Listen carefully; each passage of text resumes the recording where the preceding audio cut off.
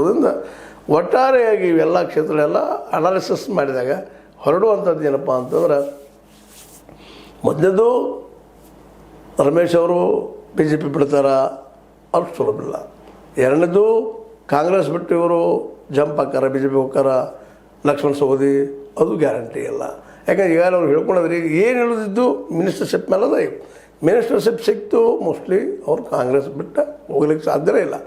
ಸಿಗಲಿಲ್ಲಪ್ಪ ಅಂದ್ರೆ ಶುರು ಆಗ್ತದೆ ಏನೋ ಗದ್ದಗಳು. ಒಟ್ಟಾರೆಯಾಗಿ ಬೆಳಗಾವಿ ಜಿಲ್ಲೆಯ ರಾಜಕಾರಣ ಇವತ್ತು ಅತಂತ್ರದ ಭಯದ ತಮ್ಮ ನೆರಳಿಕೊಂಡು ತಾವು ಹಂಚುವಂಥ ಪರಿಸ್ಥಿತಿಗೆ ಪ್ರತಿಯೊಬ್ಬರು ಬೈದ್ದಾರೆ. ಆದರೆ ಪ್ರತಿಯೊಬ್ಬರು ಪ್ರಯತ್ನ ಜೋರ್ದಾರಾಗಿ ಮಾಡ್ತಾ ಇದ್ದಾರೆ. ಇವು ಬಲಿಷ್ಠವಾದ ಕ್ಷೇತ್ರಗಳು, ಇದ್ರ ಬಗ್ಗೆ ಮಾತಾಡಿದ್ದು ಇಲ್ಲಿವರೆಗೆ. ಇನ್ನುಳಿದ ಕ್ಷೇತ್ರಗಳಲ್ಲಿ ಅವ್ರಿಗೂ ಒಳ್ಳೆಯವರು ಇದ್ದಾರೆ, ಕೆಟ್ಟವರು ಇದ್ದಾರೆ, ಎರಡೂ ಇದ್ದಾರೆ.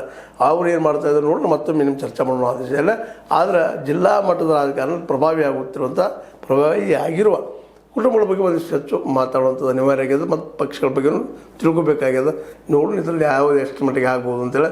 ಒಟ್ಟಾರೆಯಾಗಿ ರಮೇಶ್ ಜಾರಕಿಹೊಳಿ, ಲಕ್ಷ್ಮಣ್ ಸವದಿ, ಸತೀಶ್ ಇವರ ಜೊತೆ ಬಾಲಚಂದ್ರದಿಂದ ತಮ್ಮ ಸೀಟ್ನ ಗಟ್ಟಿ ಮಾಡ್ಕೊಂಡಿದ್ದಾರೆ ಅಂತ ಅನ್ನಿಸ್ತದೆ. ಇದುವರೆಗೆ ಡೆವಲಪ್ಮೆಂಟ್ ನೋಡಿದಾಗ, ಅಲ್ಲಿವೆಲ್ಲ ಪರಿಸ್ಥಿತಿನ ಅಭ್ಯಾಸ ಮಾಡಿದಾಗ. ಆದರೂ ಹೇಳಲಿಕ್ಕೆ ಆಗೋದಿಲ್ಲ. ಒಂದು ಏನೋ ಯಾವುದೋ ಮೂಲಿಂದ ಒಂದು ಹೇಳ್ಬೋದೇನೋ ಗಡಾದ, ಅದು ಮತ್ತಾರು ಹೇಳ್ಬೋದು.